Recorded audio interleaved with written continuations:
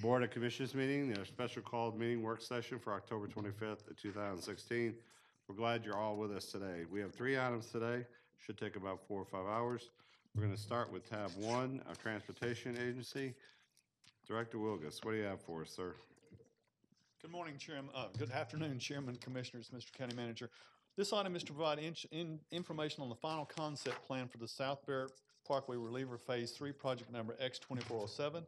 And we request the Board of Commissioners consider information regarding the final concept plan for South Barrett Reliever Phase 3. Once we've presented this, we will be asking you tonight to approve it. It is part of the regular agenda item. Yes, sir. Yes, sir. Thank you. What you see before you is the concept really for the South Barrett Reliever Phase 3, and we'll be going through a lot of information with this presentation. Don't pay attention soon, Jim. Don't There worry goes. about it.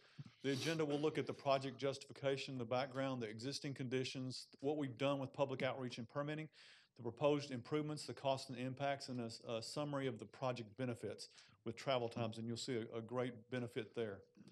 The project justification. Barrett Parkway is the major east-west connector in the area of Town Center Mall between 575 and 75. It's highly commercialized.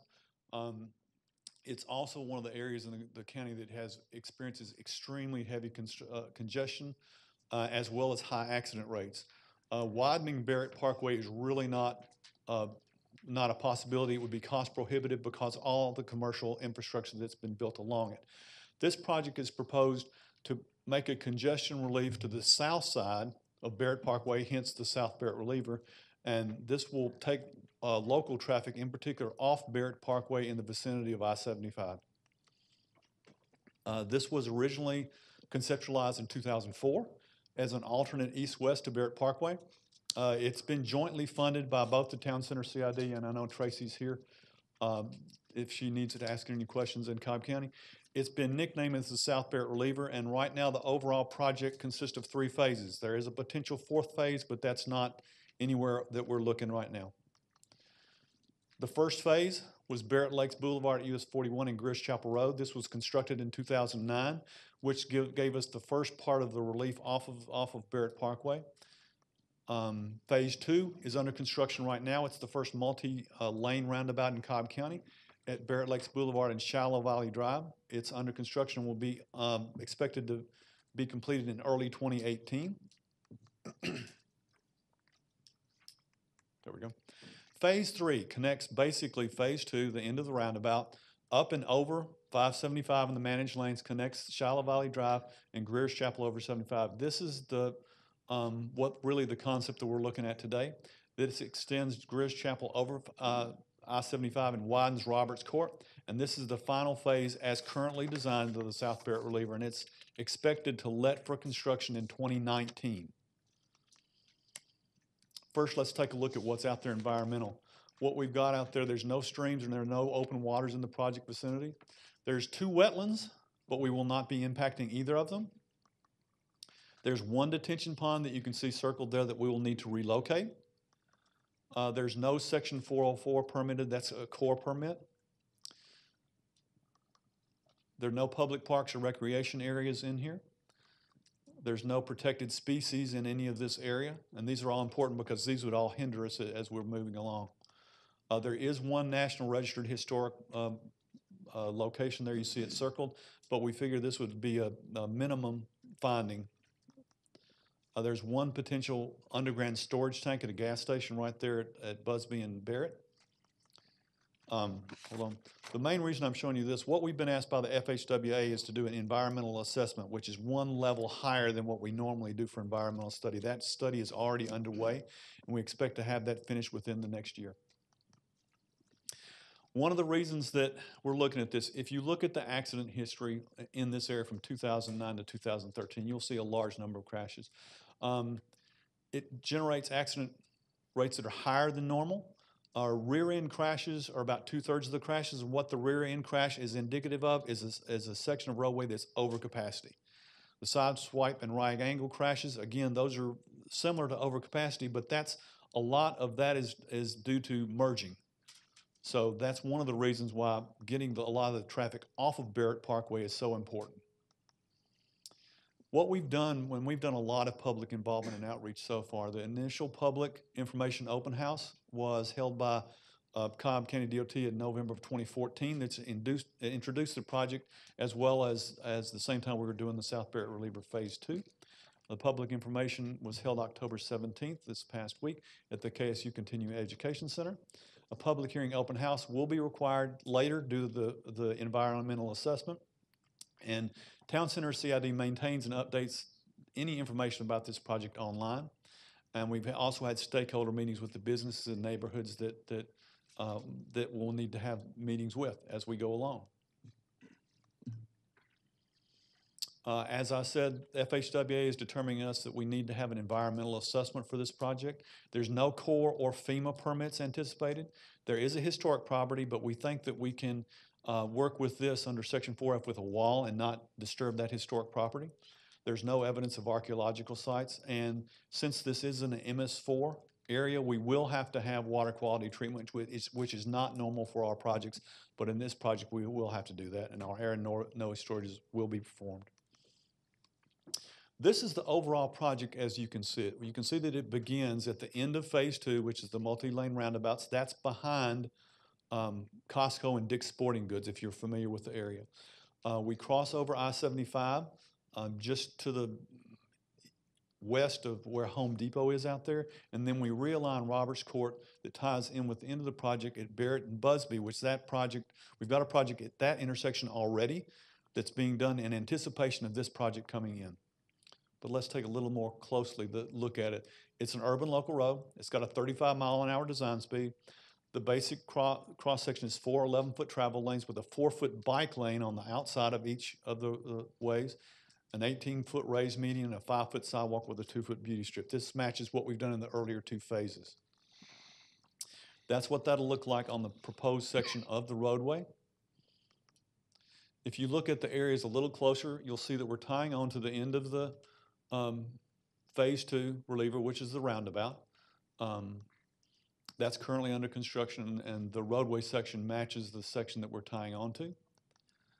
Shallow Valley entrance behind Costco will be realigned with the Costco driveway, and the reason we're doing that is that will meet warrants to justify a signal at Shallow Valley Drive and Greers Chapel Drive, and that's an important signal to put in place. That's what I just said. The site conditions, right-of-way impacts are not supportive. One of the things that was looked at earlier was putting a roundabout right there. There's just not enough right-of-way in there to do that, to put a second roundabout at that location. At the other end, this is after the bridge that goes over. We extend Greers Chapel over I-75 and the managed lanes. It's a 600-foot long 5-span bridge. The bridge profile provides the minimum distance over the Northwest Corridor lane, which you see there. The noise study for this project will evaluate the necessary to extend the Northwest Corridor sound walls. And we will, as part of this, reconstruct the neighborhood detention pond that's right there. The bridge section is, as you see there, it's got the 11-foot travel lanes again. This time over the bridge, we've got a 6-foot bike lane and gutter, and then an 8-foot sidewalk along the bridge. That's really what the bridge is going to look like. It's complementary, but not conflicting with the skip span connector. So we're not making it a lit bridge necessarily. We will have lights on the bridge, and what we've got is a aluminum cage with a second cage in there to add that flowing mountainous look that matches the skip span connector. On the far west end, you see our roundabout at Greers Chapel and Roberts Court. One of the reasons we looked at several different things to do here, but the roundabout works best because of the amount of right-of-way and other stuff that we've got, and also the alignment. We did look at a T intersection, but we didn't want to stop traffic right there at the turn. It would be a difficult turn and kind of confusing for drivers. We will need some state right-of-way in the area of our Roberts Drive construction. And this is where we're putting the MS4 treatment, and that's for the stormwater on the roadway. We do have, on this side, we do have parking impacts. We've got a parking impact of 48 spots at Home Depot that we'll have to take care of during right-of-way. farther down, this is where we tie into Barrett and Busby. The entrance to Heritage Park, that's a neighborhood, will have to be reconstructed. The historically eligible property, what we're going to do with that is mitigate the impacts there with a wall. We're getting rid of an undesirable curvature there on Roberts Court to meet the 35-mile-an-hour design speed. We're modifying driveways across the way to the gas station and to the rental car place so that we get rid of a driveway and actually consolidate their entrance and exit. We do have some extensive parking lots there at Toys R Us. Approximately 96 spots will be impacted. Again, this is something that we'll take care of in right of way. And then at the end, this ties in at Busby and Barrett, we've already got underway. We've got added turn lanes so that the opposing traffic can turn with each other, which now it can. It's one way. We've got double left turns at Roberts Court and West Barrett Parkway. The estimated total cost of this project, including everything that you see, is a little over $30 million. Town Center CID and I have already met with CERTA and ARC and GDOT, and all are going to be interested funding partners, and we'll probably put this project in for right-of-way funding when we submit for CMAQ funding next year. This is probably our lead project, and we're going to only go for right-of-way with that CMAQ funding.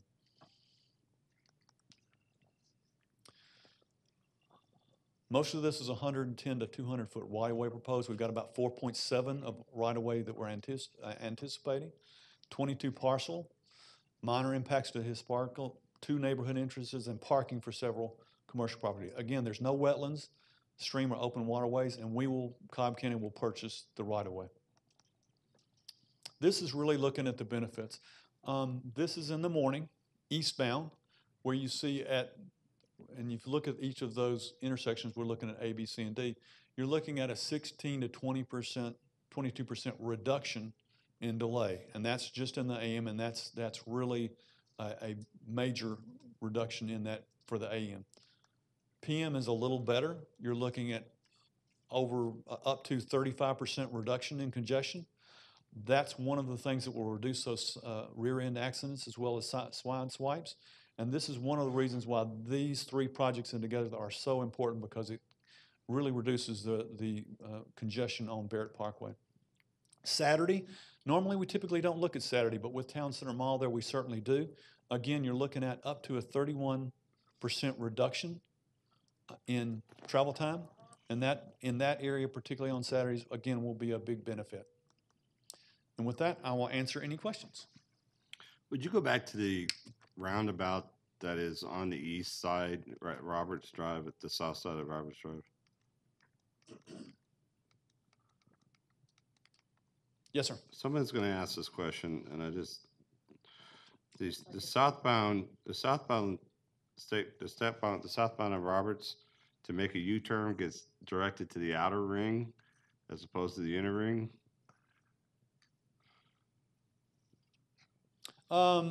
No, it's really gonna. It could go. You could go either way, in that. Well, it looks if you take the inside southbound lane. Yep. That's for the U-turn purpose. Yep. It appears as if with that yellow flare there, I don't know what you call that. It looks like it's being directed to the outside lane as opposed to the inside. You would be typically directly to the outside lane, because mostly that U-turn movement is wanting to either turn into Home Depot or the next driveway. So we're going to want you in that outside lane.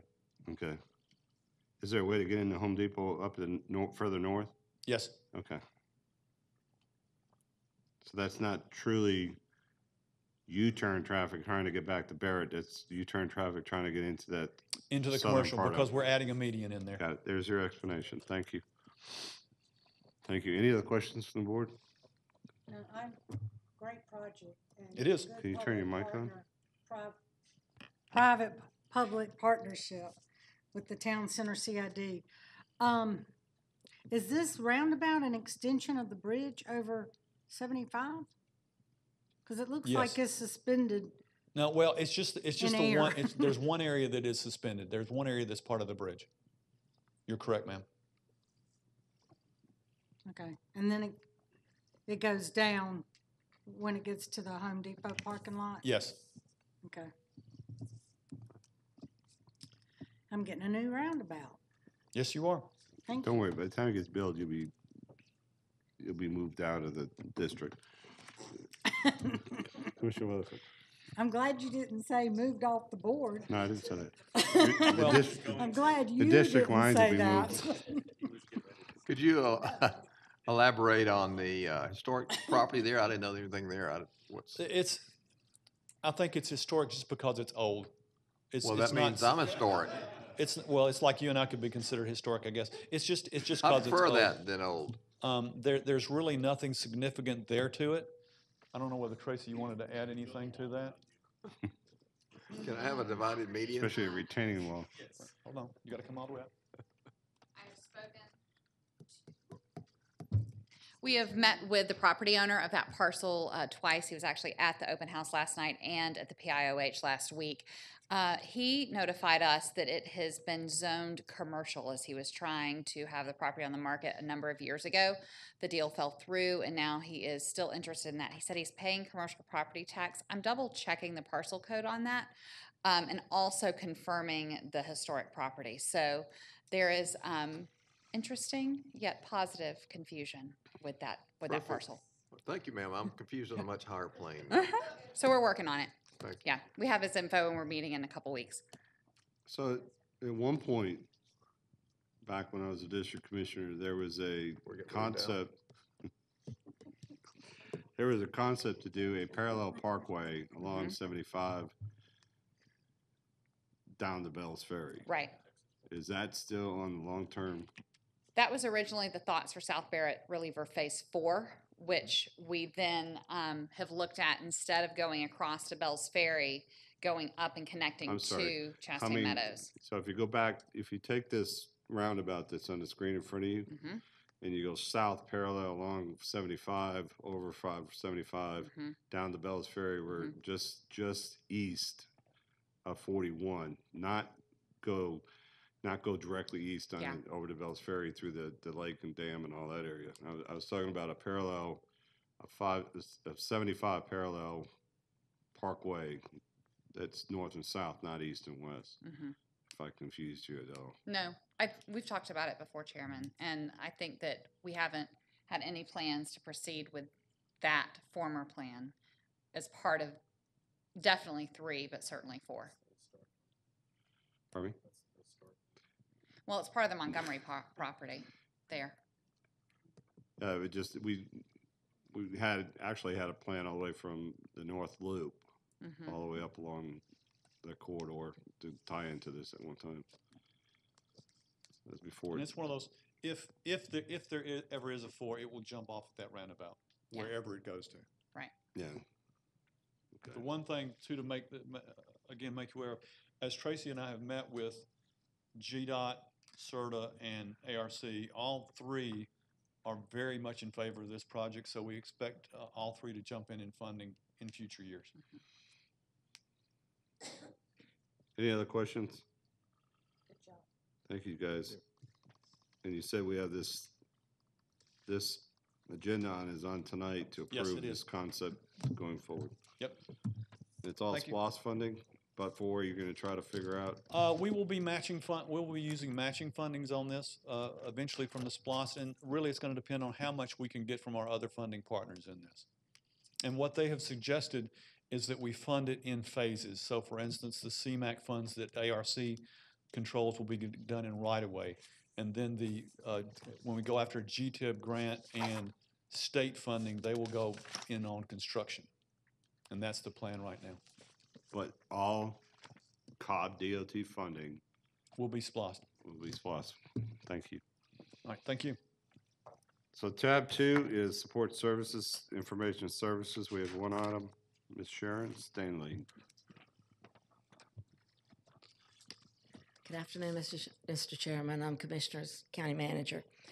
This afternoon, I'm going to be demoing for you a tool used for business intelligence and dashboarding that Information Services has been evaluating with several of the departments. Kimberly Limley, Client Services Division Manager, will be assisting me with this demo. Let me go ahead and So first, what is business intelligence? A lot of people define it in a lot of different ways, and I just kind of wanted to clarify up here how we're using this term. So we're looking at the applications, infrastructure, tools, best practices, anything that basically allows you to access and analyze your data to assist with improving and optimizing your decisions and performance of an organization.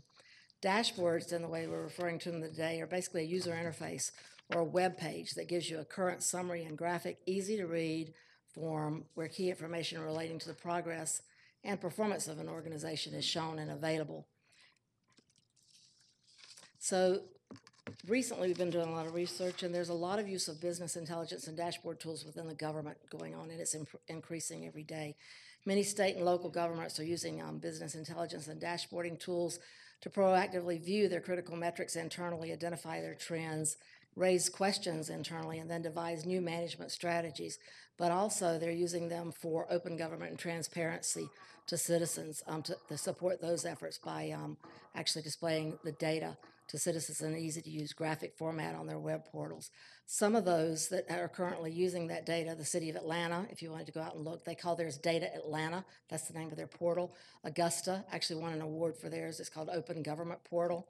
Seattle Police Department, Fairfax County, Virginia, City of Portland are among other a growing number of government websites that provide citizen-facing dashboards.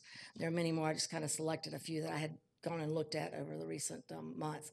Cobb County has a rich data set. We have about 5 terabytes of databases from the various agencies and the data we have at Cobb County. A business intelligence and dashboarding tool would provide a means of analyzing and presenting that data in an easily viewable graphic format and easily analyzable. So what we've done is did a kind of a proof of concept with multiple tools. And the real power in a business intelligence analytics tool is actually its capability it provides for accessing and analyzing data and sharing data across the enterprise. As part of a digital e-government project under Business Technology Transformation, Information Services led an effort to conduct a proof of concept for an enterprise business intelligence dashboarding tool for Cobb County. The tools we looked at, we made sure that all of them had the capability of both an internal and a public-facing dashboard, as well as applications. Multiple departments were engaged in the proof of concept, but the demo today will highlight some of the public safety and SPLOS dashboards that we created during this proof of concept. So the tool that we looked at is capable of connecting to multiple layers of data and multiple types of data formats to analyze and compare data across multiple and different data sets or databases. For example, if we wanted to look at data from community development and the data from the tax assessor, now they're in 2 separate databases. It's rather difficult to look at that data, compare, analyze, and come up with a conclusion from using both sets of data. This tool, and the power of a business intelligence tool, is it can connect across your enterprise to all your databases, sees them as one set of data, and allows you to analyze that data. That's the beauty of it. And it's able to handle large amounts of data. So the other thing it does is also anyone with a basic computer knowledge can use it. It's not just for programmers. It's not for a business or data analytics group, although they can certainly use this tool. The power of a business analytics tool is it's made for users. Anybody that essentially knows how to use a computer can learn to use it and access the data where security permissions are authorized for them to do that. And additionally, if you put it on an external website, it's very easy for a citizen to look and use the data also. In our first dashboard today, we'll take a look at a public safety data for calls for service from 911. Data comes from the 911 CAD system that we used in this demo. Because this was a proof of concept, the data is a partial data set limited to a specific time period. When implemented, dashboards and data can be refreshed as frequently as makes sense for the type of data being analyzed and displayed.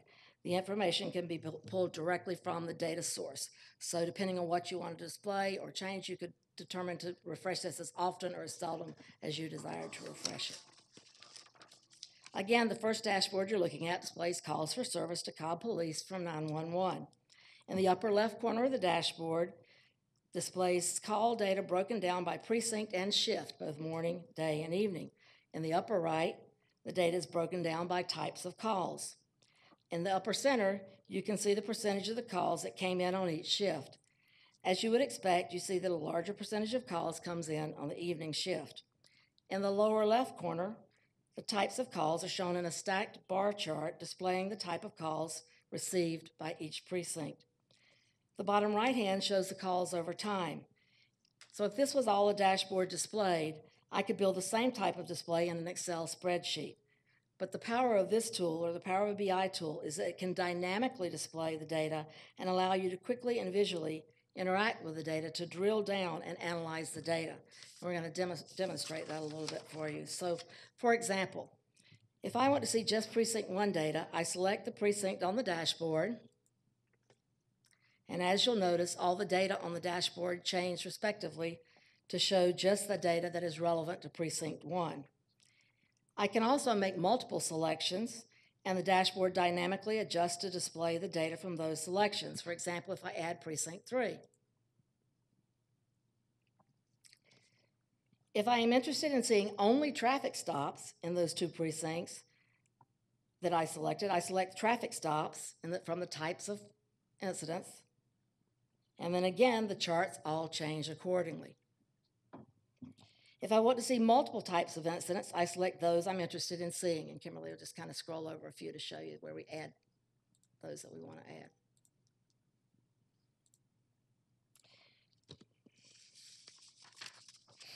Because the dashboard is a visual depiction of the data, I can identify trends and outliers quickly and drill down to determine what was going on at that time.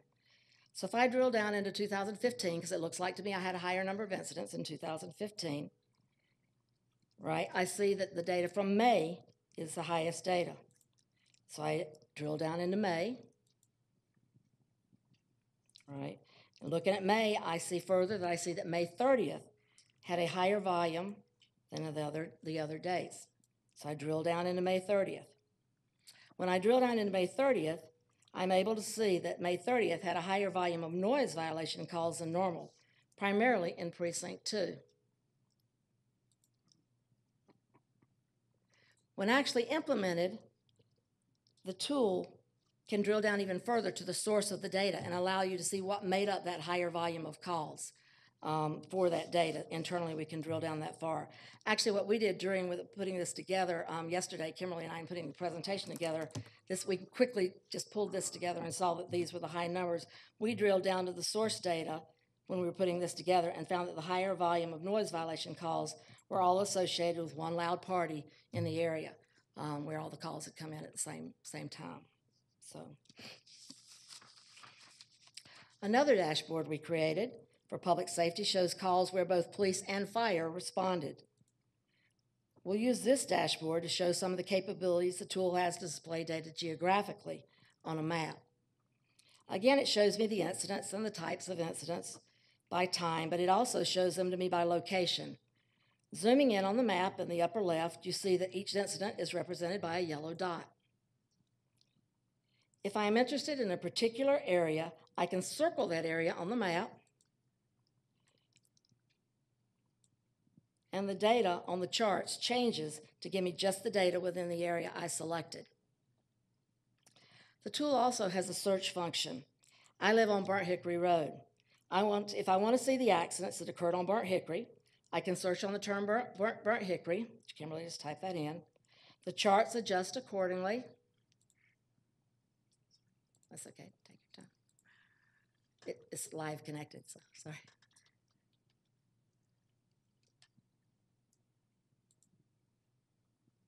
So you see along Burnt Hickory, you see the incidents that occurred along Burnt Hickory. If I specifically want to know about incidents with injuries, we select the incidents with injuries, and these points are highlighted on Burnt Hickory on the map. The color intensity, very similar to GIS, represents a heat map with locations with higher volumes being darker. If I zoom into the dark area, I see that the higher volume of incidents along Burnt Hickory with injuries occurred at the intersection of Burnt Hickory and Barrett Parkway, which would be potentially expected, right? The last dashboard that we'll quickly take a look at is a dashboard created with data from finance on the 2011 SPLOST allocations. In the upper left, the allocations to the municipalities are shown. In the lower right, the allocation to Cobb County government departments is shown. Again, the chart is dynamic, and you can select to see subsets of the data combined or drill down into a particular area. If Kimberly selects Marietta, then the data switches to show you Marietta, and only the section of the chart changes that had anything to do with the municipalities. As you notice, the section on the right, which is the departments at Cobb County, did not change, right? If I add Ackworth into that, the chart adjusts, as you see there on the percentages, to show me Ackworth versus Marietta. This completes my demo. There's an item on the agenda tonight to request the Board of Commissioners authorize advertisement for a public hearing prior to expending more than $100,000 for professional services to implement a business intelligence and dashboarding tool. Are there any questions on the tool or? Any questions from the board? So is there an ROI been done on this as to how we're gonna use this data? What the 100,000 plus, where it's gonna be funded, what the data is gonna be used for, how it's gonna be used, how it fits into priority-based budgeting, and what the benefit will be to the county and to the community? No, so not specifically. We've went out and looked at business cases in general for using business intelligence tools and analytics tools. The county currently has no enterprise tool for analyzing data. So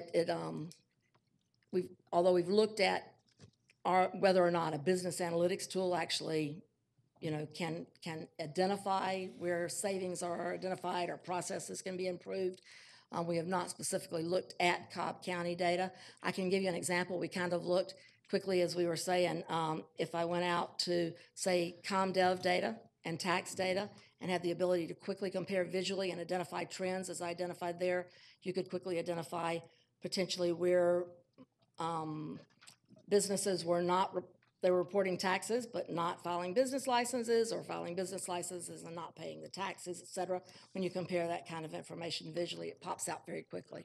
But we've not done a specific one for Cobb County. But, so we don't have a quantifiable rationale for moving forward with this. We just intuitively think it's the right way to go.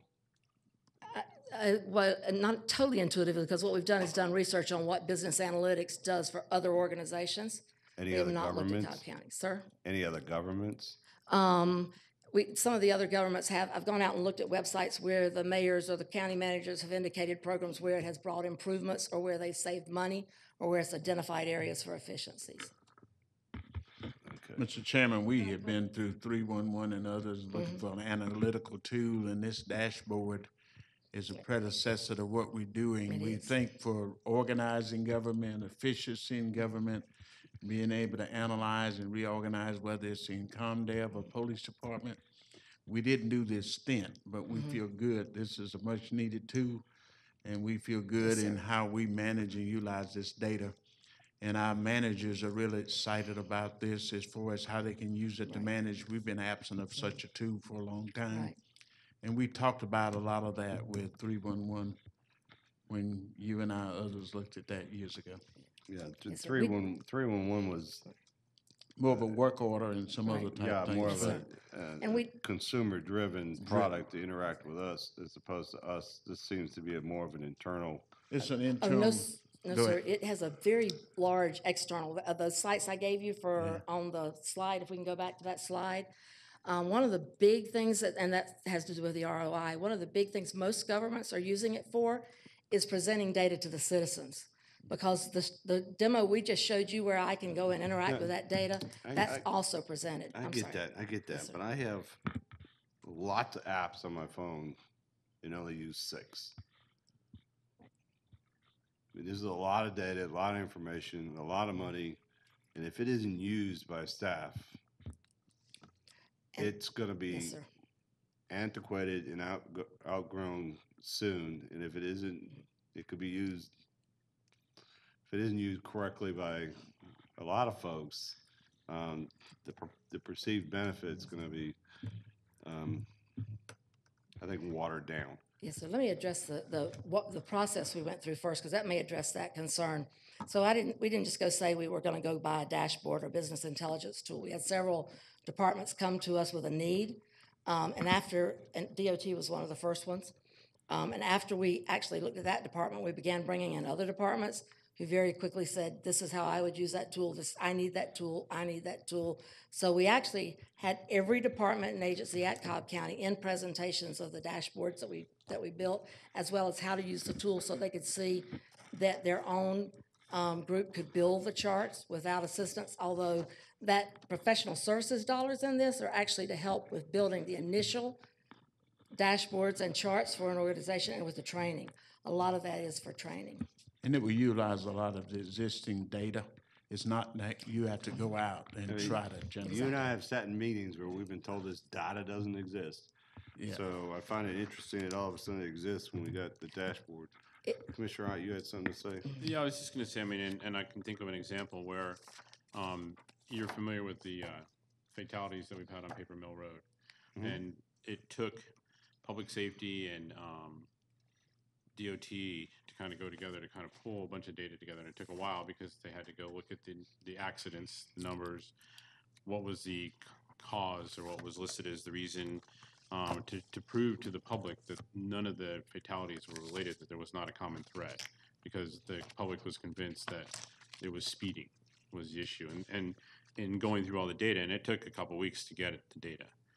So I mean, that's just a small example, but I think that there's information that's out there that, you know, you get told that the data's not there. Well, the reality is the data might be there, but it's in some obscure place. And We can't search it today and find it. Right. Right, and compare it with other data.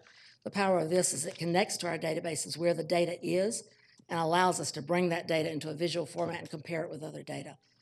I understand, but you're asking us to authorize you to spend $500,000 for a program that I don't think anybody here on this board can tell you whether there's any ongoing cost, how it's being paid for, what's its end benefit, will it be offset, will the benefit of this program be offset, that $500,000? I won't be here. I'm just trying to bring up a conversation for this board to consider as they go forward. Once Yes, we approve the 100,000, once we approve going forward with an advertisement for securing a contract that exceeds 100,000, in this case, you projected it to be $500,000. You guys are gonna have to do some work, I think. Yeah, and that's to roll out to every department in the county. I understand it. Yes, sir. But so far, only you and the folks out there evidently know that. And maybe Commissioner Cupid, you had something to say? I think we tried to set up, we did sort of set up with some of the commissioners, we've had individual presentations and gone through the costing. We were unable to get on your schedule that week, but we have gone through it with some of the commissioners and shown them the departments that were interested in it Yeah, and kind of how they cool. plan. That's I'm cool. sorry. Like I said, I won't We be had here. done that. I probably should have addressed that. That's all right. That's You're fine. I'm just, It was, You it guys was the gonna week, have a Mr. Burrow, you decision were to make. with your Commissioner gone. Cupid. I mean, I like to share that I can see where the chairman is coming from because of the significance of cost, but I've actually been able to see the utilization of this tool in another organization and can see significant benefit to having data drive decision-making. And one thing that's beneficial about this tool is that a lot of that data is aggregated, so you can see it all together in one screen versus having to, you're looking at one piece of data but may not know what other data is related to drive consideration of another piece of data. But, you know, the strength of the tool will be based on how much we utilize Yes, the ma'am. tool, and it may have to change the way that we function to integrate data in the way we make decisions. But one utility, again, I've seen from other organizations, is they had different measurements that were drivers to their organizations, and it let them know how to shift their priorities in real time based on how data was looking. And somebody is actually looking, I mean, somebody has the responsibility of looking at it, and that data is in front of everybody. They actually have a screen dedicated for everyone in the organization to see that data, but there are people who are dedicated to also letting people know when, you know, there may be an anomaly or when something may be trending a certain way. So there may be some additional or some ancillary investment of people who are looking at that data to help us understand it and and help us to utilize it, but I think the benefits could be significant. You know, as, you know, we talk about priority-based budgeting and knowing we have a limited amount of resources to do a broad range of work. This can help us actually to determine where we focus our energy from a macro level, looking at the county, but even from a departmental level, looking at where some things are going on. I think we felt, as we talked to the departments, as I said, we're a data wealthy organization. We don't cap and use that resource. We don't tap into that resource as much as we could because they're disparate, very hard to use, databases where if you're not a programmer, if you're not an analyst, you'll have a difficulty getting the data. Once connected to the data in the organization, this pretty much makes it available to anybody with access. And I just want to share, even from a political perspective, sometimes, we are driven by the squeaky wheel gets the oil, and whoever louds the most gets the attention. And, even from a political perspective, I think it's helpful to say, well, this is what you see, but this is what the data is showing us. And it helps us to be confident to lean on that data when we're making decisions, as opposed to just being pulled in multiple directions without knowing the veracity of complaints. Bob? Thank you, sir. I agree. I think we have, how many terabytes of data did you say? Well, 5 is an underestimate, but I get 5 or 6 terabytes of 6 data. terabytes of And we spend a database lot of data. money to store things that we probably don't know it's there, or how to get to it, because we have different databases, some antiquated, some newer, whatever. And I applaud what you're trying to do, is bring everything in modern 21st century for Cobb County, which I think is something we need to do. I think that if this allows us to access data that we spent way more than this on to store, and it allows the departments. And my understanding from my presentation from you and from the team was that part of this would be developing these dashboards for Yes, each sir. department and help them get to the point where it's usable for them. Is that correct? Yes, sir. That's where the professional services comes in, is for training, but also with the various departments. This includes most of the departments getting their first initial data set out there in a dashboard that they can use to analyze their data. It won't take each one of them down into as detailed as they could get. We had planned to go for we did identify several organizations, high level, that we wanted to drill further down. Public safety was one, DOT was one, because we felt those were areas where they were data rich, as well as the fact that citizens would want to see that data and the results of analysis of that Well, I think data. in agreement with the chairman, we need to find some ways to show cost justification. I would see in building permits or in ComDev We'll for take that back. fines and forfeitures from other departments, tax collector, any way we could use this to find savings or find monies that are owed us that we would never find because we have the data, we didn't know how to get to it, then that would more than justify this. So I Yes, sir. suggest and challenge you to help do Okay, that. we'll take that back. Have you met with the elected officials? As far as Yeah, the it's- size here, it's- I was going to say, you have the size here. I'm trying to remember if any of them were in the demo that we did. The sheriff's office was there. We did not bring in judicial. No, so just the sheriff's office is the only one we met at that point in time. They're data rich also. Those sources are there, of course, so. You may want to bring them in, David. And, Mr. Chairman, in that, we were trying to find a point to start. Also, it helped us determine what data fields we may need to set up Yes, to sir. manage the data. It also, the bigger thing is, staff will have used to it, but also the citizens will, and it can be used against us in the area of transparency and accountability, which is a good thing because the citizens can use that data, or we can use that data, as Commissioner Cupid talked about, to demonstrate a point, because it's actually data we store. Thank you. Yes, sir. Tab 3 is our quarterly update on SPLOST. Mr. Wilgus, I believe you're starting our conversation. No, I'm sorry. Thank you. I got ahead of myself. Tab 3 is the 911 presentation from Destiny Davison. Sorry. Good afternoon, Chairman, Commissioners, Mr. Hankerson, Ms. Dance. The purpose of this presentation is to present information regarding the financial and operational status of the emergency 911 system. So, Just for openers, the Cobb County 911 Emergency Communications Department is a multi-jurisdictional consolidated dispatch center and is presently the third largest in the state of Georgia. The department dispatches for the Cobb County Police Department, Cobb County Sheriff's Department, Animal Control, Marietta Police Department, Powder Springs Police Department, Marietta Fire Department, and Cobb County Fire Department. We'll jump right into personnel concerns. Staffing for the E911 Center has not increased in proportion to the most recent and proposed staffing increases, specifically around Cobb Police and Cobb Fire. A particular concern is Cobb Police recently added 80 positions. They're also undergoing transition to the 10-hour shifts, and it's my understanding that Precinct 5 is the last one to transition. How that impacts 911 is during those peak times when you have the transition, you have as much as a 50% increase of personnel on the road, and those staffing numbers significantly impact the dispatcher inside the 911 center. So when she's looking at her screen, or he's looking at his screen, he may have had 10 operators now, or 10 police officers in the field, now he has 15 or 20. And when the way that they're notified to check on the status of that officer is it starts changing colors and flashing.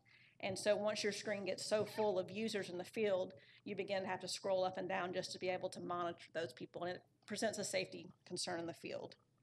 We also have concerns about future growth in and around the stadium and Battery. We have the managed lanes that are coming.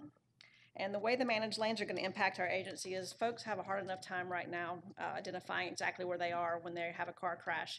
Once we have the managed lanes and the directions change, we anticipate there's going to be some significant concerns on people being able to figure out exactly where they are. It's going to require increased coordination with the E911 operator. We anticipate having to bring DOT traffic camera fields into the 911 center to help identify where those folks are. We also have the fire department's 5-year plan that was recently presented to the board. They're proposing adding an additional 100 firefighters and additional fire stations. And then we have Precinct 6, which is funded in the 2016 SPLOST. Authorized personnel for 911 was increasing fairly significantly between 1995 and 2000. It continued in 2005, and then in 2010, positions were increased to 127, and at that point it went flat, so there's been no increases in positions since 2010. And as you can see, it just kind of demonstrates how it's flatlined. The next slide also shows the increase in police, fire, and sheriff's office dispatches. You notice in 2008, there was a significant decrease in dispatches, and these are not incoming 911 calls, these are outgoing police, fire, and sheriff's department dispatches. During that time, the police department was suffering from a number of vacancies. The economy was starting to go down, there was some morale issues in the field, and you saw an increase, or excuse me, a decrease in some self-initiated field activity, which kind of is shown by the bar graph. The board has taken significant measures to increase that morale with the take-home car program, the 10-hour shifts, the additional people. And so what you're starting to see now is an increased trend in the field of self-initiated field activity. When you combine that with increased calls for service that we anticipate as the county continues to grow, we're going to have to supplement 911 in order to stay abreast of those. Of significant concern inside our organization also is the increase in open records requests. Between 2010 and 2016, they have doubled. We had to add an additional person just to field those open records requests. We're averaging more than 400 per month, and that person was actually had to be taken off the floor and put into the public information officer position. We also have concerns with our existing 911 facility. We are at capacity. There's some concerns about inadequate external security. Currently, the parking lot out front of headquarters, there's no fencing or anything. So when you have, especially your female dispatchers coming in at 5:30 in the morning and leaving at 5:30 at night in the dark, they're having to go out to their cars. There's no security. A lot of times your police officers are traditionally not out and about at the headquarters position. They're at the precincts, and so there's inadequate security. Quite frankly, there's a need for a healthier work environment. The dispatchers are working 12-hour shifts inside basically a dark room in front of anywhere from 5 to 7 monitors. If they do get to take a break, they can run out to their car and rest in their car for a few minutes, but there's a need for basically some green space and some open space to create a healthier work environment. We have no dedicated squad room, no dedicated training space. We have one conference room that has to play all three. So at any time, you could have CPR instruction next to my office. If we have to hold a meeting, we have to disrupt our training. They're having to bounce around from precinct to borrow training space. So we have a significant need for dedicated training space. We have insufficient office space. Our training coordinators, which you'll see in the next picture, are doubled up into one small office. Fortunately, they get along well, but it's just not a long-term solution.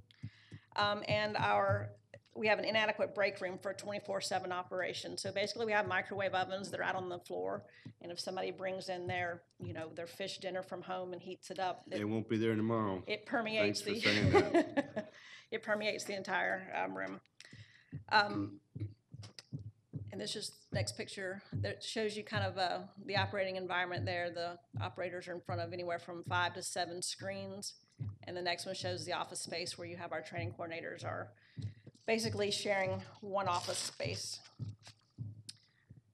So moving along from that, we have planned capital expenditures that are coming up that are part of infrastructure replacement.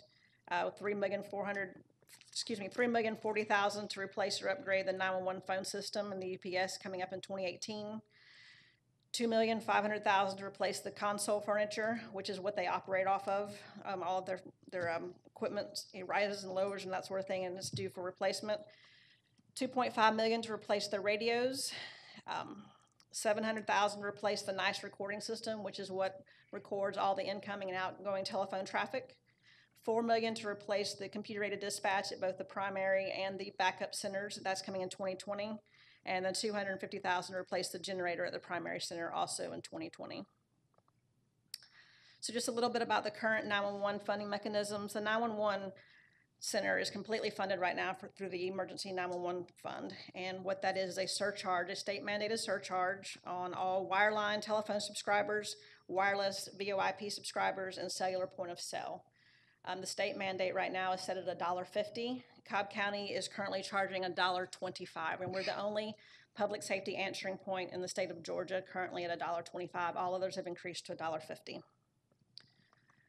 Part of our funding concerns are that wireline subscriber numbers are declining. The wireless subscribership is starting to flatten. We're anticipating the city of Powder Springs is going to remove itself from Cobb Dispatch and move over to Smyrna, which will be taking part of our funding. And even though they'll be going, it will not be decreasing it won't have any impact on our personnel because they operate off of the Precinct 5 operator. So she'll continue to have her same workload, but we will be experiencing a decrease in funding.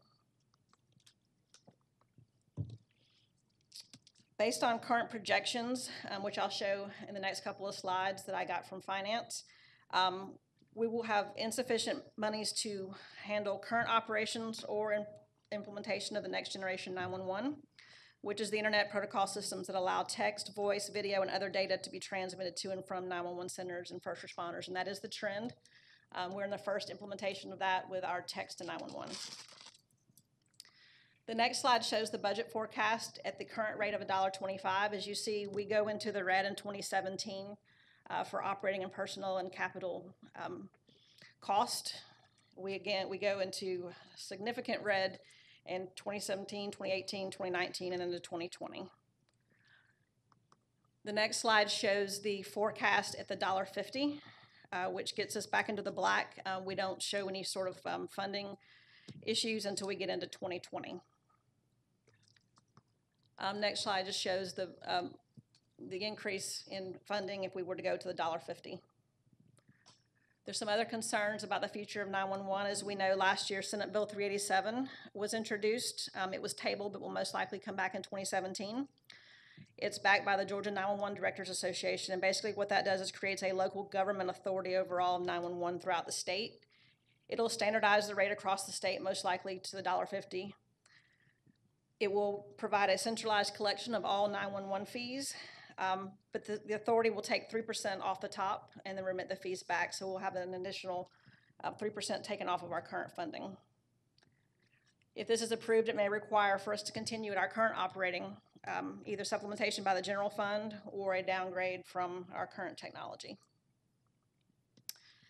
It's not all gloom and doom. To show you what we have done as far as steps taken, we took on automated call distribution in the 911 center. That helps take some of the burden off of the dispatchers. Previously, they were handling, answering 911 calls at the same time that they were dispatching. We added dedicated call takers during peak hour times from 12 to 12 so that they can primarily focus all their attention on those folks in the field.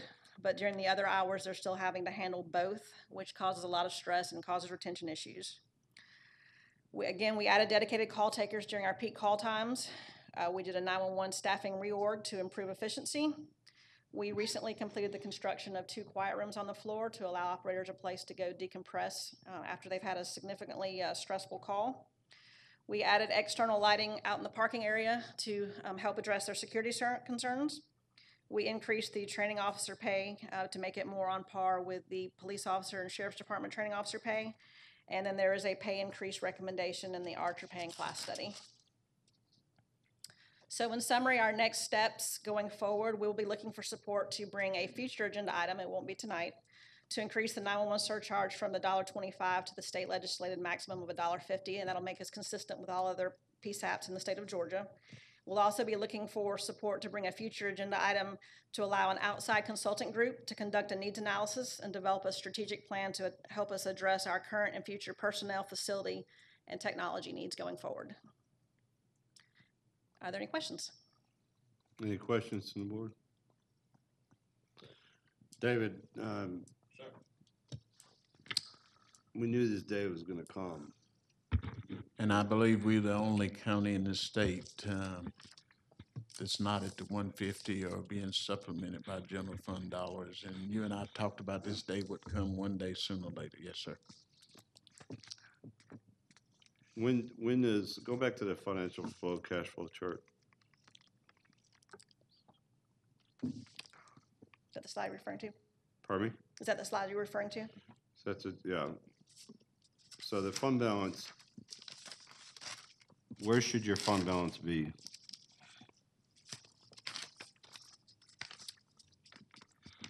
I'm hoping our finance person is out there in the field that can help me Pardon out me? here. I'm sorry, I was looking for our finance folks out there.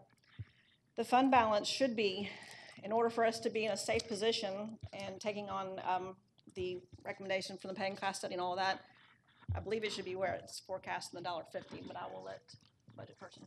He was asking basically is sort of like we carry a certain percentage, 5% or 9 or 10, 11% fund balance. We don't have an official policy, sir, but what we do is try to address the ongoing capital expenditures for the next several years. So typically with this fund, what we've seen a fund balance anywhere from $3 to $4 million. And then we usually have it go up as we have a lag in those capital expenditures, and then we have a massive spend down. So the problem is with the $1.25 current fee, we're not seeing that fund balance build back up nearly quick enough to address the long-term capital needs that Destiny has shown up there for the next couple of years. So with the $1.25, you can see there's going to be a significant shortfall, but if we could be upwards of, around the 5% mark, that would be sustainable. And we've looked at the $1.50 increase, and that should help us address those long-term capital needs as well as the operational needs of this fund. Given the schedule she presented, when would the 150 have to go into effect in order to have a positive cash flow, yet not get too deep in the balance?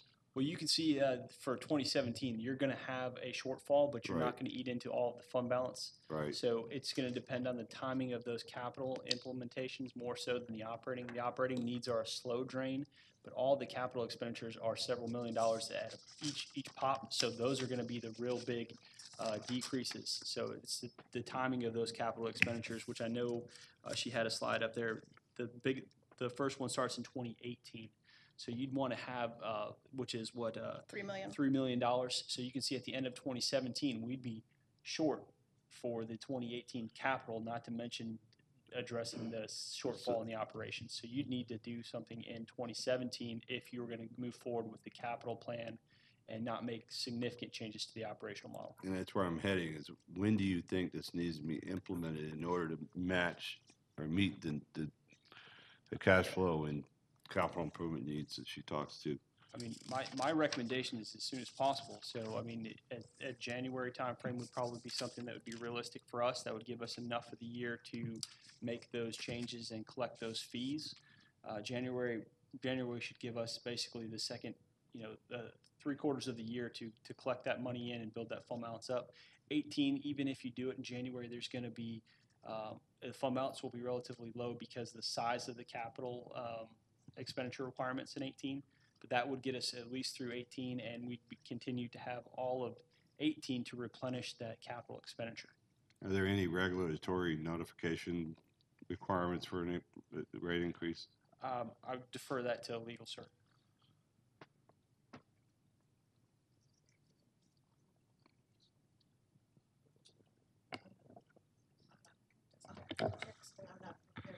You're pushing the wrong button. I'm not prepared to speak to that at this time. Be happy to look at it. Okay. Commissioner Weatherford. This probably we'll go back to the previous slide. I guess I don't understand the spreadsheet here. Sources is income, usage is that outlay? It's everything, sir. And then, but why does it go down so dramatically between 18 and 19 since you had 1,700, you went down 888, and then all of a sudden you're 3 million in the hole? I'm a little confused, Sure. Bill. This doesn't include the capital. Where you see the fund balance at the end of the year, that would take into account the capital. So the sources and uses that you see here are strictly operational.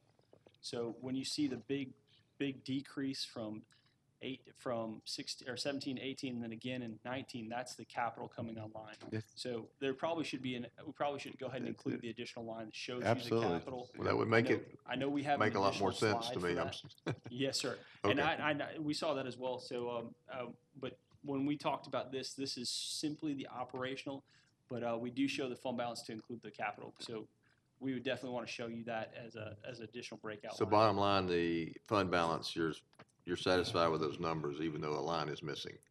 I mean, Yes, sir. that's the result of that line, the Yeah, capital. that's basically what we're showing, or what Destiny's showing here is the sources and uses is basically the operating, and the fund balance would include if we move forward with the capital plan as she laid out in a previous slide. Okay, thank you. You're welcome. Yes, ma'am. The state maximum, the state law has always been up to $1.50 maximum. That's what it currently is. I don't know historically what it is, but currently it's set at the $1.50 maximum. And for all the research that I've done, we're the only PSAP left in the state of Georgia that's currently at the $1.25. Okay. But have we been at that all along, even when the maximum was $1.50? I tried to research that, and my understanding, the person in finance who historically handled that has retired, and so I was not able to find out at what point we went to the $1.25. But from just as far back as what we have records of is we've been at the $1.25. So We've been at we've not seen $1.25 for some time, except the wireless.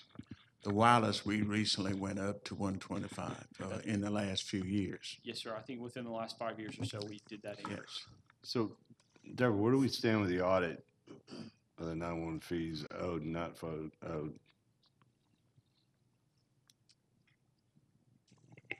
I'm not certain. Are you talking about the litigation? Yes. Okay, it's pending, but I don't have any comment as to where we stand. Commissioner Personally, I think, I mean, all these spreadsheets are great. I mean, I think the answer is pretty obvious what needs to happen with the 125, okay? That's not the issue. The bigger issue, go to the slide that talks about the 3%, please. I mean, all you got to do is just think QBE for the Board of Education. It's just a mini version. Yeah, but you can't, and you're absolutely right, and I was on that 911 committee, and we fought going to a statewide organization. Right, because all that is that's just the state taking 3%, and there's no, I mean, there's no guarantees, especially the way that law is written. Right. It's not coming back for 911. Right. It's just the state collecting money from 911 under the guise of 911 to be spent somewhere else. And yes, I agree with you. And again, I sat on, you're right, period. I sat on that 911 commission. The state's got some issues, and this is, if this is their solution, it's a short-term solution. There are counties in Georgia in 2016 when the 911 call goes to the sheriff's house. So there are some issues. Right. No, I mean, I understand that there's issues, and I understand the way they want to do it. But what's going to happen is if you look at the third line on this slide, what's gonna happen is we're gonna have to downgrade our system to pay for somebody else's system. No, I bet you anything, state law comes around and ups it to 150, to 160, or some other number to Right, well, self-fund but themselves. I mean, to me, that's Yeah. the elephant in the room. I mean, the going to 125 to 150, I mean, I think that's pretty Well, easy to have- show. Feel free to call your legislators. Did everybody hear that? Thank you. So we need to answer, are there any legislative requirements in terms of notification before we can do anything? Will do. So let's get that answer Yes, sir. and get it back to the county manager, and let's talk about next steps at that point. Will do. Thank you. Thank you. And Bill, get the charts. I know these charts weren't made by you, or else it wouldn't be missing a line. We did help, sir. They So, did? We did help, sir. Oh, no. Poor guy. Tab 4. You don't have any missing lines, do you? No, sir, no missing lines today. Good afternoon again. The purpose of this is to present a quarterly update of the 2011 and 2016 Special Purpose Local Option Sales Tax programs for parks, recreation and cultural affairs, transportation, facilities, public safety, public services, information technology, and the city of Ackworth. We request the Board of Commissioners consider information in a quarterly update of the 2011-2016 Special Purpose Local Option Sales Tax programs from Parks, Recs, and Cultural Affairs, Transportation, Facilities, Public Safety, Public Services, Information Technology, and the city of Ackworth. So where do we start? We will start with the city of Ackworth, but however, I wanted to let you know with the 2016 SPOS receipts, where we are right now. Through 8 months, we're showing right now a surplus of a little over almost 9 million, which is plus 10.7% so far. Our receipts are doing very well as far as financially with revenue. And with that, I will turn it over to Brian Boltheis with the city of Ackworth to present the Ackworth update. My understanding that Mayor Alligood is- wanted to do is- this. Is Mayor Alligood going to do it? I'm sorry. Yes. All right, thank you, sir.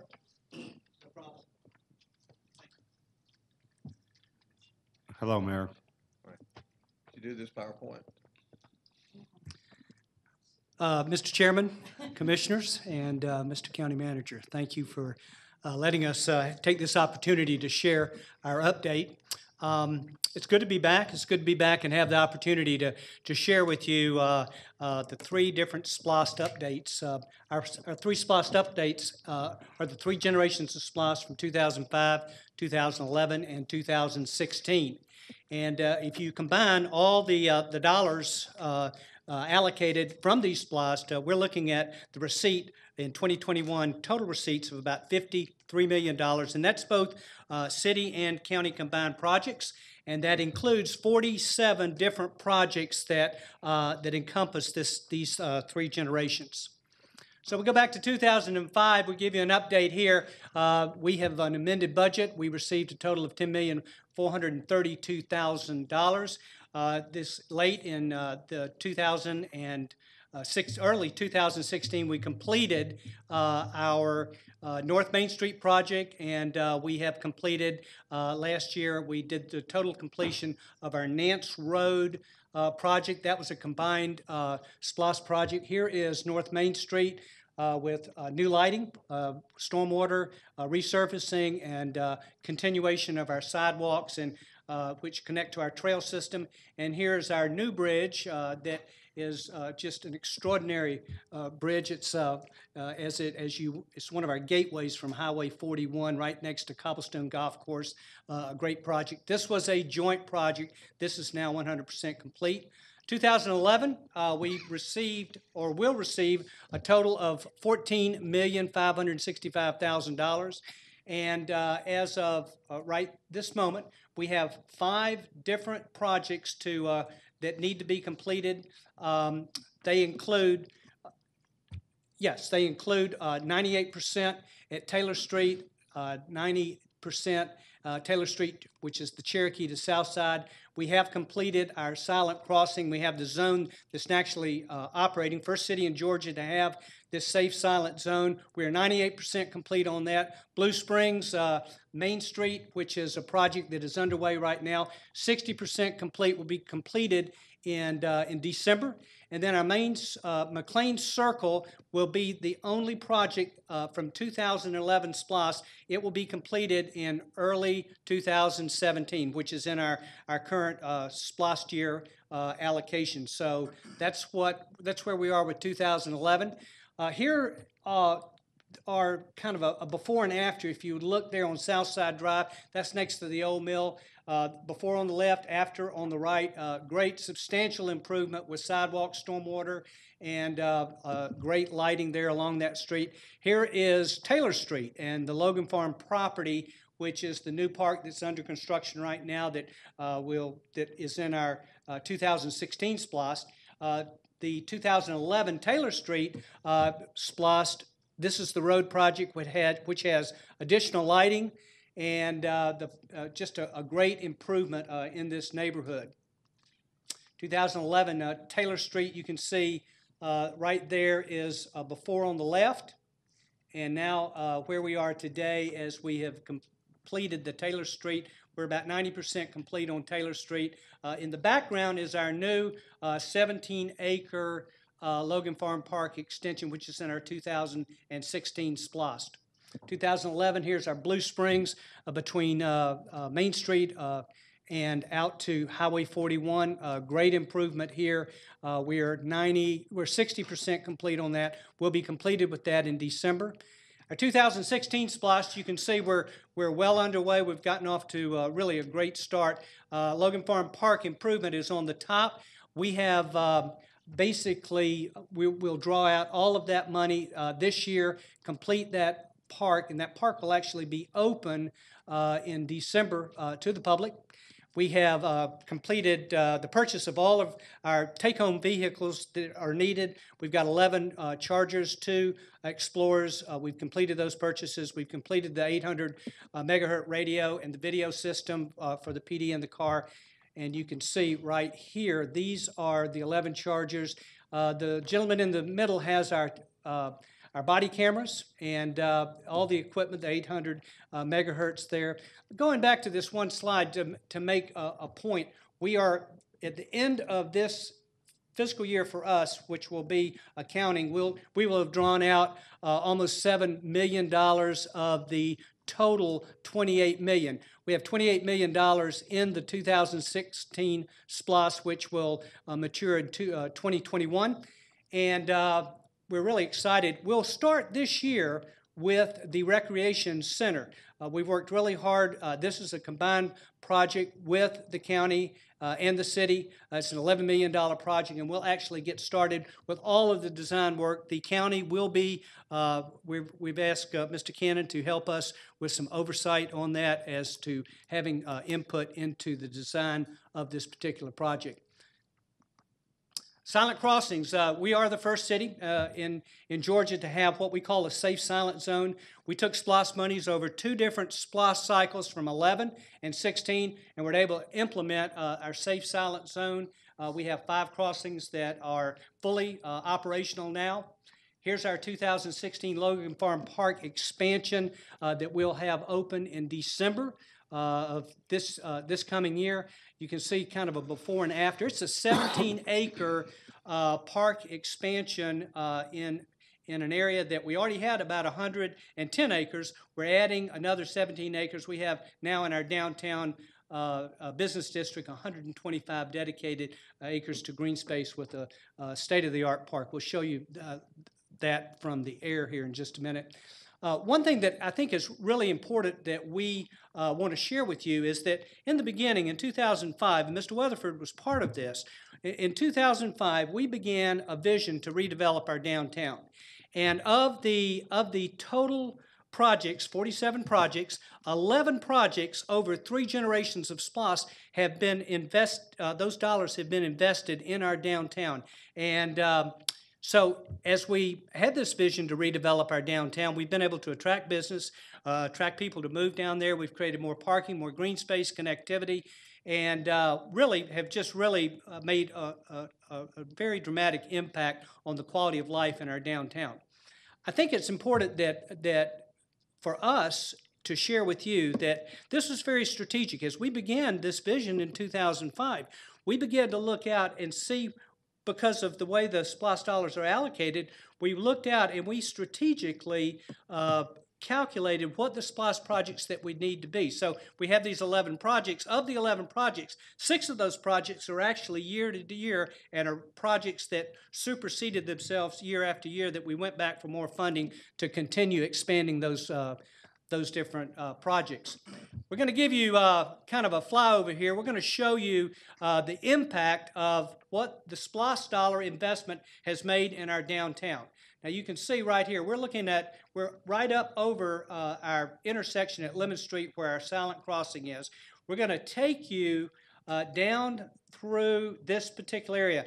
This, in our 2016, is our Lemon Street Boulevard. We have $1 million that is allocated toward this particular project, as we will make 2 traffic go both ways right here, and we'll actually have an intersection with Cherokee Street. This is the main gateway into our city. This boulevard will come straight across the railroad tracks, and it will go straight down and come right into and intersect into our new park. This is a 17-acre park that is now gives us 125 acres of green space in our downtown. As we enter the park here through the boulevard, which will be two-way traffic, as we enter the park, we've got 200 parking spaces that are being added here. Just to the right is a very kind of a state-of-the-art recreation center for children.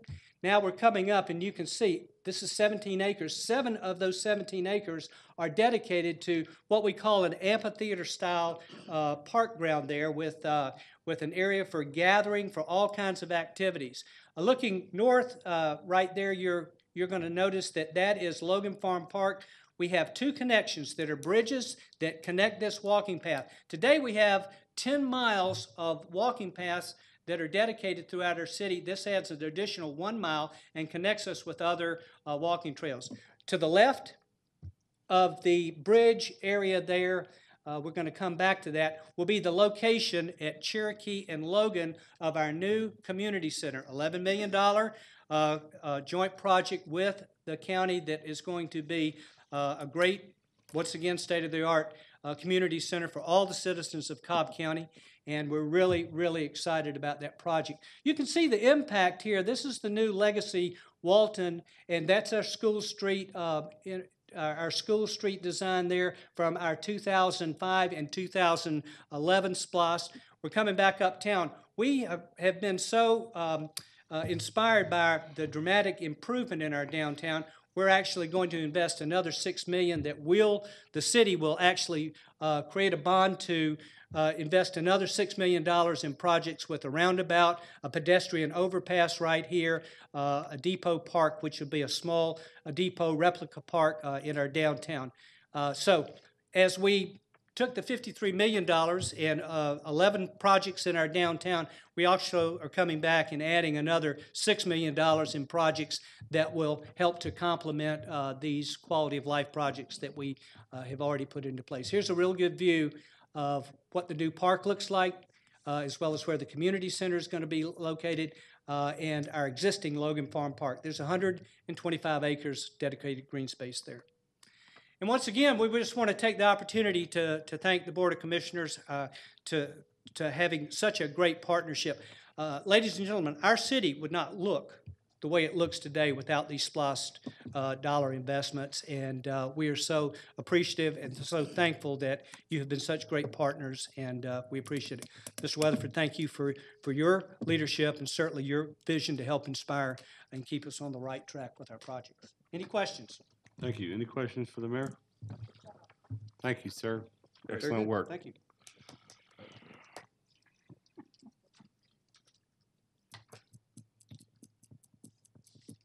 John? Got any drones, John? Afternoon, Chairman, Commissioners, County Manager.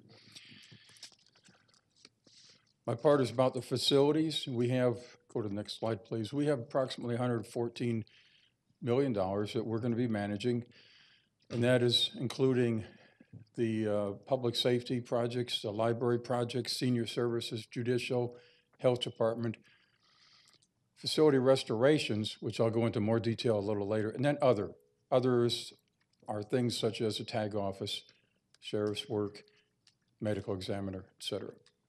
Go ahead, please. This is an overview of all the projects, those projects, and about how far we are along with each. By the colored portion there, you can see that public safety has just started. That's the assessments that we did. Judicial is well underway. That's a magistrate court, which includes 3 phases. We're into phase 2 at this point. 3rd phase is the magistrate court. Senior services, we're getting ready to bring to you the North Cobb Senior Center expansion and renovation. Library work is underway now in East Marietta. Health Department, not much left on the Marietta project, but the Ackworth and the Smyrna one are coming up very soon. They're out to bid, as a matter of fact. Facility restoration we'll talk about a little bit later. And the other are some of the projects that are coming later. Next slide. This is going to show a little bit of what's going on now and what we have planned. This is the Tenny Park Square renovation. This shows some abatement that we've been doing on the 3rd floor. This is on the same floor. After that abatement, you see the walls are being framed, moving right along there. And next slide shows the health department, 1st floor main lobby. Come in the front door, that's what you see. This is that waiting room to the right of that. It's been much improved. And here we have some children's area examinations so they feel more comfortable being examined. And this is the new dental offices in the health department. This is the restoration that I was mentioning before. This is something that is extremely important to property management. This is for us to do improvements and get things in proper working order and keep them that way. Security, I'm going to tell you a little bit about what we've done with those green areas. That's, you can see some of them were further along than others, but that is a full 6 years. Security, we've done 911 fire alarm replacement and LED lights for employees' security. The main tag office, sprinkler head replacements. Next one over, the roofs. We've done a complete roof assessment of all of our buildings and improved a lot of the roofs that needed work.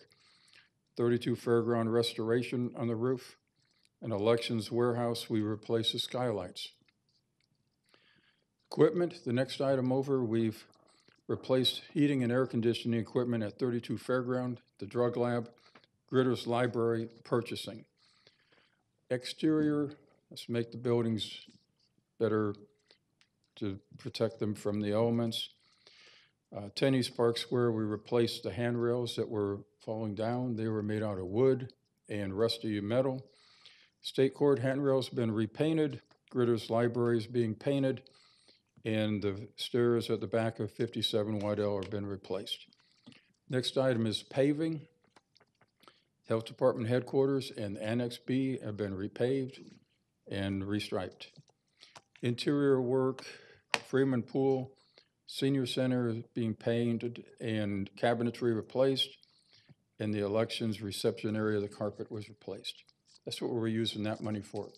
Without that, those restorations could not have happened. Next slide, please. This is showing some of what is coming up. The state court chillers, right now we're running on one. It has 2. One of them failed about a month ago with irreplaceable controls.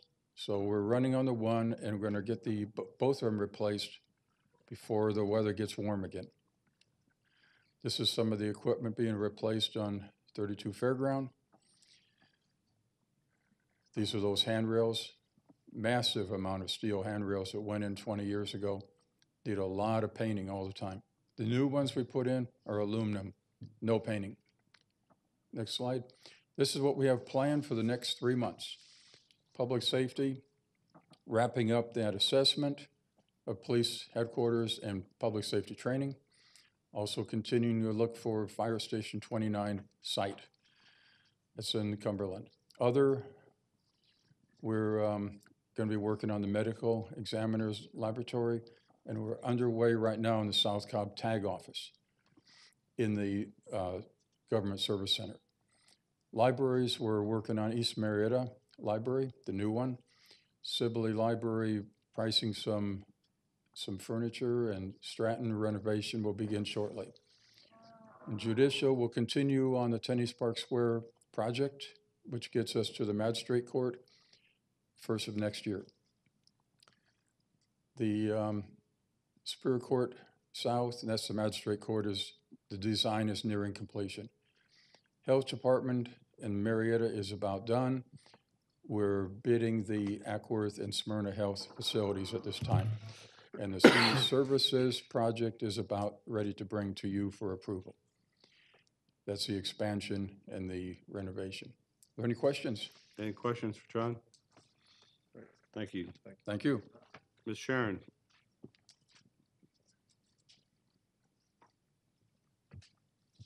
Mr. Chairman, Commissioners, County Manager, I'm going to brief you today on the update on the technology improvements in the 2016 SPLOST. So there are two categories under the technology improvements in the 2016 SPLOST. The first one being the data center build technology modernization, the second one being business technology transformation. We have, since our last update to you, started projects in both of those areas. We have started $564,370 worth of projects in the business technology transformation and $150,633 in the data center build and technology modernization. If you can go. The first of those projects is a unified court case management system that is partially funded out of the technology SPLOST. In June of 2016, this board approved a contract with National Center for State Courts in the amount not to exceed $313,970 to perform a detailed business analysis and data gathering requirements and to draft an RFP for the unified court case management system. We're currently in the latter stages of that contract completion, and we will begin kicking off requirements gatherings in January. We expect the contract to finish up the negotiations there sometime in November, and then start in January with gathering requirements. Next one. The second of those is a business continuity plan application. Information Services and Emergency Management Agency staff researched and viewed demos of multiple business continuity plan applications from various vendors. In August of 2016, the Board of Commissioners approved a contract with Bold Planning for an amount not to exceed $250,400 to develop the continuity plan of operations and a business continuity plan for Cobb County. That contract is currently in the review process, and we should begin hopefully next month with gathering the requirements from the various departments and beginning to build that application.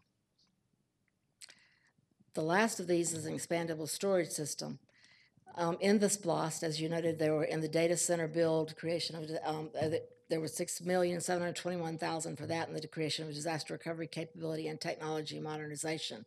The new data center build and stand up is at least 1 year out. In September of 2016, the Board of Commissioners approved a purchase of expanded storage from a state contract, and the cost of that was around $150,633.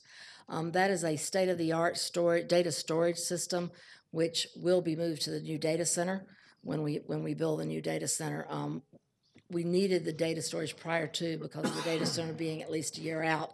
But additionally, the reason for purchasing that this year was that we got about a 77% cost discount off of the list price by purchasing before the end of the year. So, any questions? Any comments, questions? Thank you.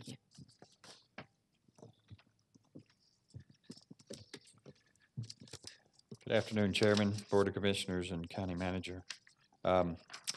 I'm going to start with the 2011 SPLOST and the excess or collections over projections. We, in Public Safety, received $309,300 from that, and with that, we started with the precinct cameras at $139,000. That's security cameras at each one of the precincts. That should be completing it in the next month. And then animal control HVAC system, we are working to get that started hopefully in the next couple of months. The shoot house was removed from the training center, and then we got security fencing for Station 22 Precinct number 2 that's being priced out at this time. Another little oddity there was when we did the 2011 SPLOST, we were able to buy 385 patrol rifles for $499,783.90. And with that, we also approved a couple years later a buyback program. So when the officers wanted to buy those rifles, they could do so. With those monies started coming in at a tune of $85,678 $678.92. And so we've had to reestablish or put that back into the 2011 SPLOST, and we'll be utilizing that as we go forward to buy additional rifles as new officers are hired. In the 2016, we're still working to get all of the radios out, portable and mobile radios in the county and public safety. And then we also initially started with a 66-car lease purchase plan. And since then, we have ordered the other 167 police vehicles and the fire station alerting software. Most of those vehicles are being processed. I think we're about 70% complete with those right now. You'll still see some of them sitting over on county services at the fleet office. Next is our mobile command vehicle, which we brought forward an agenda a couple of weeks ago to get that one started and being built. Hopefully 6 to 9 months, we will have delivery of that. And then our police headquarters and our training center is, as John had described, we are completing the needs assessment for those two projects, and hopefully we'll have some information before the end of the year to present to you there. Also, as John mentioned, Fire Station 29, we are still hoping we're down to the last 2 or 3 properties that we could hopefully obtain and get started on that fire station. That is in the Cumberland Galleria area. And then the public safety projects that we've talked about and some that will be coming up, you'll see how it's kind of split up across there. I'm not going to necessarily go through each one of those. You can see them. If you have questions, I'll be happy to answer those. And then our moving forward next year, you're going to see us start working. We'll have our committee started this year and look to purchase a crash foam truck for McCollum International Airport, along with 2 new radio towers for one South Cobb, Smyrna area. And then also we're looking still in the Kennesaw, Ackworth, and Bartow area for a tower up in that place. Hopefully both of those will be completed next year, and then we'll begin some of the police precinct renovations and police evidence vehicles, as well as last meeting we brought forward a plan to buy 1 animal control van, and we'll be looking to get another one over the next year as well. Any questions? Thank you, sir. Thank you. Mr. Cannon.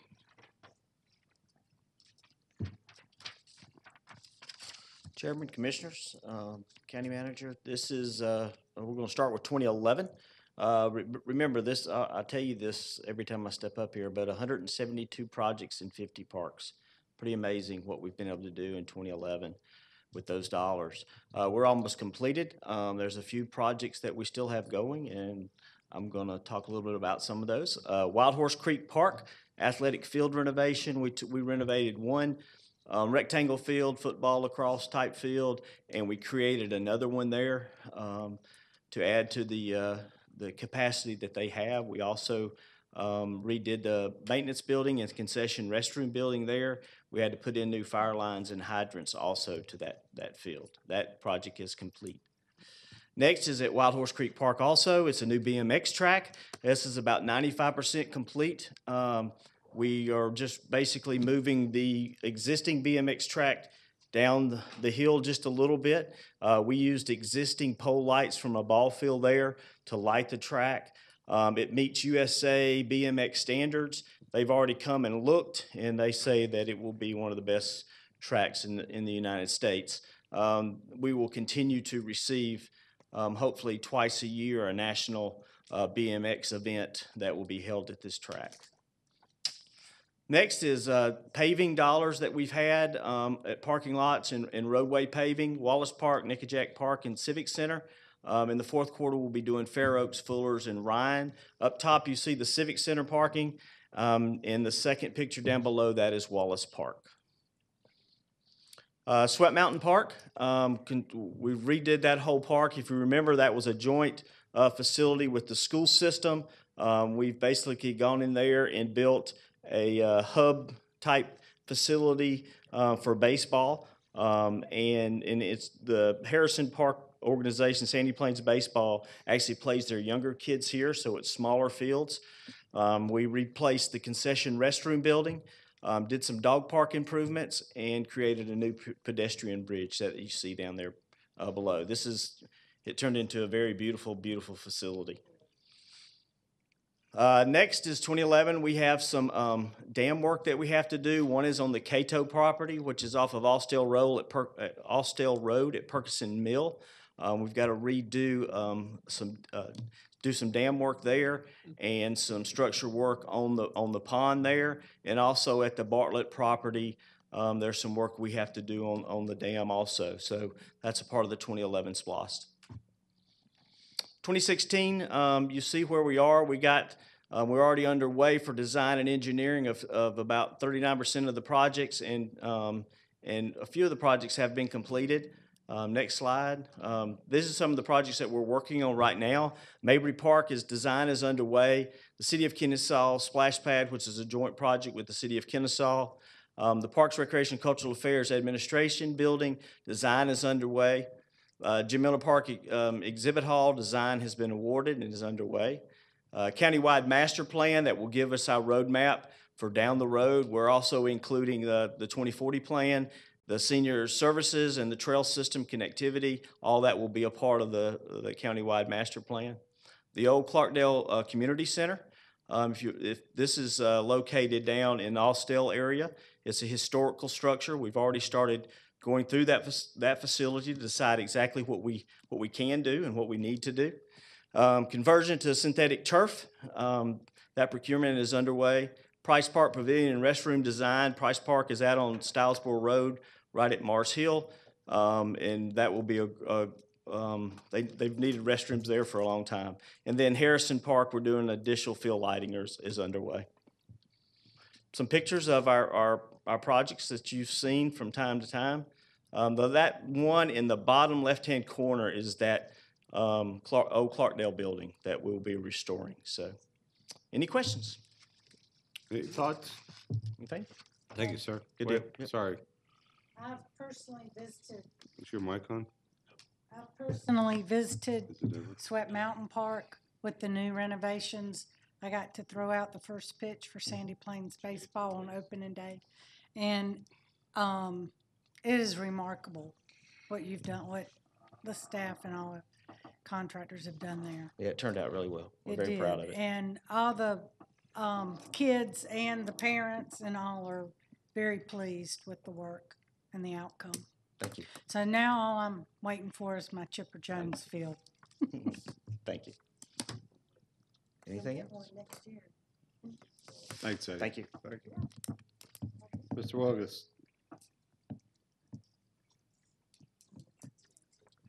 All right, to close out, let's see what's going on with transportation as far as projects go. With the 2011 SPLOST, you see we had 205 projects. 82% of those are complete. We've got construction going on another 10 and design still on 8. Different than probably every other agency other than Parks, our projects will go on far in excess of the outline of the You better hurry SPLOST. up. But we are, yeah, really, but we are ahead of schedule on almost We'll lose the room everything. in 10 minutes. So. Yeah, I'm quick. In the 2016 SPLOST, we've actually got 234 projects. Of those, we've got 14 in design, construction on 7, and 4% complete. In the 2011 SPLOST, currently we've got 17 projects in design or pre-construction, 20 projects in construction. As of the end of September, we had completed 168 of the 2011 SPLOST projects. For the 2016, 34 projects are in design or pre-construction, 17 projects are in construction, and we've actually completed 9 or 2016 SPLOST projects. Just to take a look at some of them, this is a 2011 SPLOST project. This is Floyd Road. This is the southern part of the Floyd Road, the two-phase project. This project is does improvements from Veterans Memorial, a little south of there, all the way to Clay Road. It extends the 4 lanes with the median. It adds a multi-use trail on the west side, so now we've got a multi-use trail that will eventually, with one more project, connect up to the Silver Comet Trail from Veterans Memorial, as well as dual left lanes on Floyd Road onto Veterans Memorial. This project is substantially complete. I know this is one that's dear and dear to Commissioner Cupid and myself, but it is substantially complete. Still needs to be final stripe, but it is a great safety improvement and a great roadway improvement. Windy Hill Road corridor projects. We've got, this is without the diverging diamond. We're widening and reconstructing the 6 lanes with the raised median, with intersection improvements at Spectrum Circle and Cobb Parkway. This project is moving right along. They're now doing the medians on the western portion of the project and making great project there, due to be finished in January of 2017. This is one of our several projects in there. This is the Cobb Parkway at I-285 eastbound off-ramp. What this project does is adds a 3rd right turn lane southbound on Cobb Parkway towards the mall. C.W. Matthews is our contractor. As you can see, we're pretty close to complete on this as well. This will be completed in November of this year. Richard Saylor's Parkway Bridge repairs. This was an interesting little project that caused 2 weekend closures there, where we actually had to replace and remove the approach slabs on each end of the bridge, which means closing completely Richard Saylor's Parkway for 2 weekends to do this. This project was done by Tidwell Construction, and it was completed in August of 2016. East-West Connector at Cooper Lake Road. This is actually a very good project for us. We actually did the design of this in-house and are doing the construction. This is a project that came out of a citizen request for projects in the area. It actually came through Commissioner Cupid's office, and then we worked with Commissioner Ott to figure it out, to finish it up. This is extending the northbound left turn lane on East-West Connector onto Cooper Lake. This is a lane that backs up into the general purpose lanes, particularly in the PM peak. So this is a project that will greatly relieve traffic in that really tight part of the east-west connector between Fontaine and Camp Highland. This is scheduled for completion in November. South Barrett Reliever Phase 2, as we discussed earlier, this project is in construction. It is the first multi-lane roundabout. It's at Barrett Lakes Boulevard and Shiloh Valley Drive. We've also got sidewalks and bike lanes that are added there. This project started in May, will continue until fall of next year. This is a partnership project with the Town Center CID, and in the future, this will connect with Phase 3 of the South Barrett Reliever project. Resurfacing, as you can see, the red continues to advance across the map. With the 2011, we've actually repaved 1,404 roads, or 466 miles.